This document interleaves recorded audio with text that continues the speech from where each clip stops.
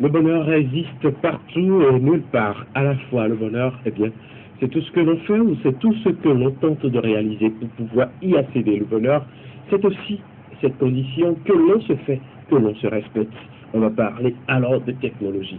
Technologie qui nous amène parfois à réfléchir ou à penser que le bonheur, c'est de l'autre côté. Bonjour Alès.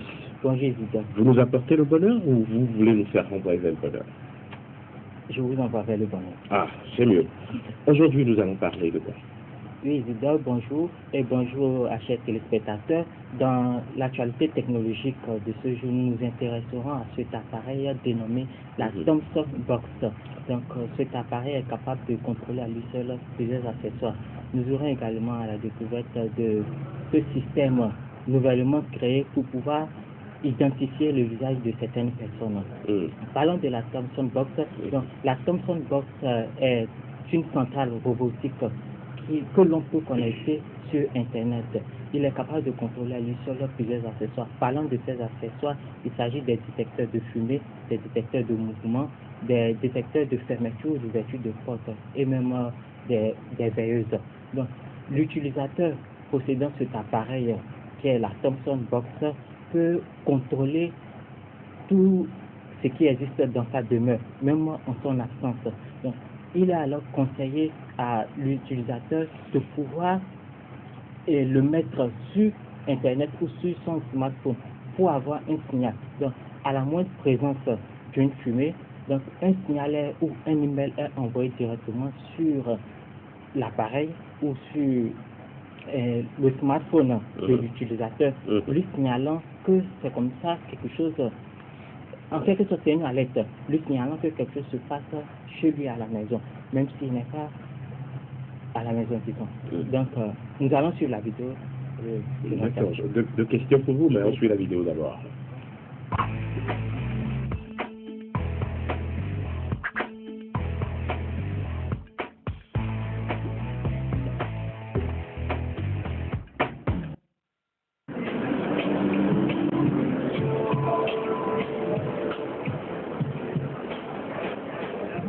Bonjour, je me présente, je suis Mina Wang, je vais vous présenter la Thomson Box. Donc la Thomson Box, c'est cette centrale domotique que vous allez connecter sur Internet qui va permettre de commander tous les accessoires qui se trouvent chez vous.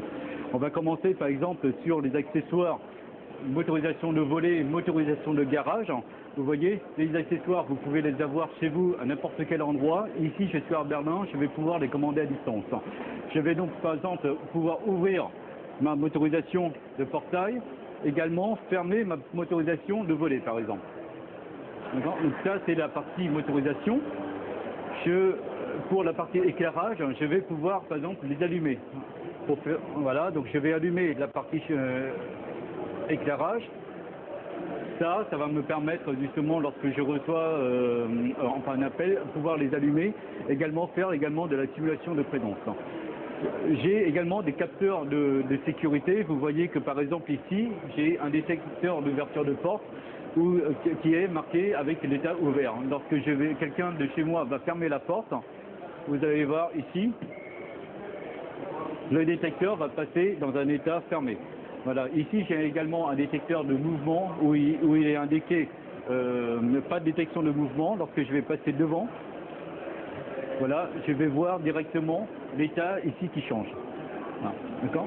J'ai également des détecteurs de fumée, j'ai également des détecteurs de monoxyde de carbone.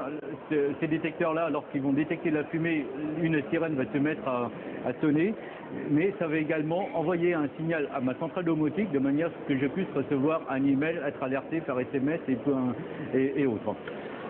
Voilà, alors, en cas d'alerte, ce que je peux faire également, c'est je veux visualiser ce qui se passe grâce à mes caméras IP. Donc, je me connecte directement là, à la maison. Je veux tout vérifier.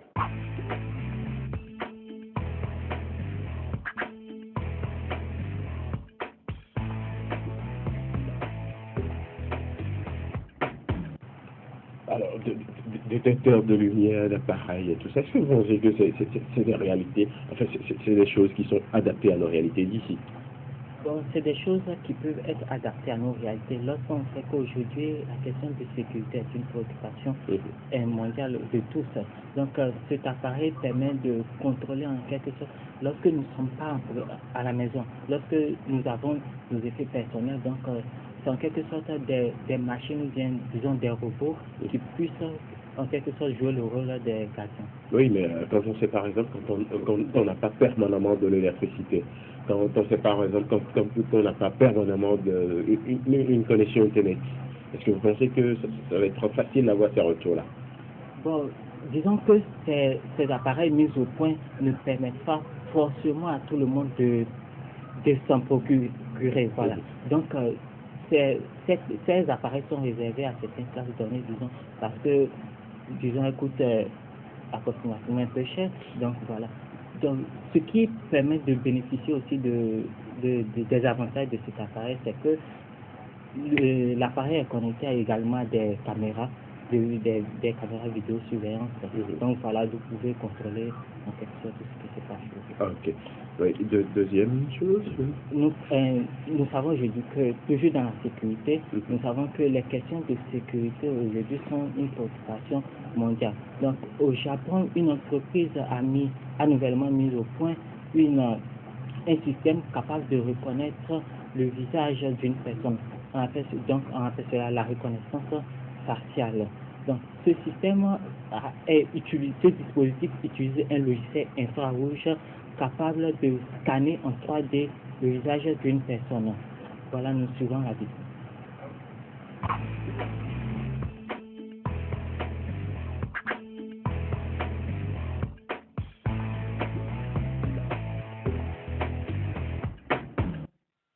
Le logiciel de la société japonaise Omron utilise la reconnaissance des traits du visage pour déterminer l'accès. Il permet aux participants d'oublier les mots de passe, cartes magnétiques, etc. Même l'identification physique comme les empreintes digitales sera alors obsolète. Le système peut retranscrire la structure d'un visage aux caractéristiques 3D en une empreinte faciale bidimensionnelle plus facilement exploitable qui permet l'évaluation. Cet appareil peut lire plusieurs traits du visage, tels que la position des yeux, du nez ou de la bouche, en se basant sur les images capturées par la caméra de sécurité. Il parvient à détecter le visage de personnes spécifiques.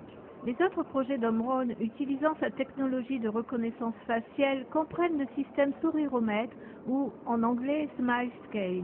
Il est utilisé pour évaluer les sourires, aidant les entreprises dans le secteur tertiaire à former les employés qui s'entraînent à être plus accueillants et enthousiastes. D'autres logiciels peuvent déterminer l'âge approximatif et le sexe, tandis qu'une autre technologie employée dans les relais routiers dans le nord du Japon contribue à évaluer la vigilance des chauffeurs. Omron affirme que sa version actuelle, qui a été mise à jour le 18 janvier, aidera les hôtels et restaurants à identifier les clients VIP ou ceux qui sont sur leur liste noire. Ce logiciel aidera également les entreprises à surveiller les mouvements des salariés dans l'entreprise. Le potentiel du scanner dans la lutte contre le crime semble évident, mais Omron rapporte que la technologie n'a pas encore été mise en œuvre pour identifier les criminels. Même si les gens changent leur maquillage ou portent des lunettes ou des chapeaux, le système peut détecter le visage avec une probabilité élevée. Mais dans le cas de chirurgie esthétique, il est très difficile d'identifier la personne. Par exemple, il est très peu probable qu'il puisse être utilisé pour rechercher les criminels.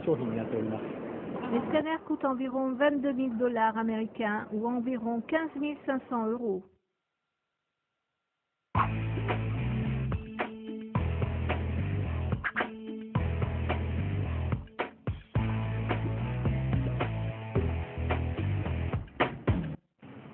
Quelles sont les particularités que cet appareil, ou en fait ces scanners apportent à ce qui existait? Bon, ce dispositif mis en place permet en quelque sorte d'accroître la productivité des entreprises parce qu'elle permet de surveiller les employés de ce qu'ils font exactement dans l'entreprise et permet également de contrôler les clients qui rentrent, de surveiller les clients qui rentrent ou qui sortent dans l'entreprise. dans une entreprise où, bon, quelles que soient les entreprises dont il s'agit. Ok. Là, il faut que l'entreprise dispose d'un certain moyen ou que ce soit, enfin, l'entreprise soit d'une certaine taille pour pouvoir installer ces dispositifs-là. Bon, voilà, donc il existe en quelque sorte des caméras de surveillance, donc plus ou moins performantes. Donc ça dépend à l'entreprise de choisir ce qui correspond à ses moyens. Donc en quelque sorte, ce dispositif remplace aussi les cartes magnétiques.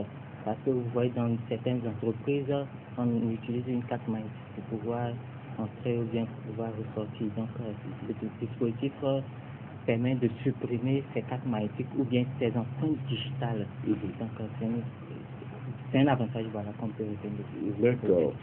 Merci Alex d'être passé. Oui, vous avez encore un... Bon, voilà que la fois a commencé et disons qu'il y aura certainement un côté technologique où donc ces promoteurs peuvent venir présenter leurs produits au niveau de l'émission télévision. D'accord. Et pour venir présenter, qu'est-ce qu'il leur faut faire? Alors il devra alors se présenter au niveau du service commercial de télévision. D'accord. Et le contact téléphonique, c'est? Bon, ils peuvent nous contacter sur le 92 52 69 83. Vous voulez bien répéter une fois encore? Le 92 52 69 83. D'accord. Merci d'être passé et on va vous retrouver très prochainement pour une autre découverte, on l'espère, cette fois-ci, qui va être un peu plus accessible à tout le monde. Voilà. On continue.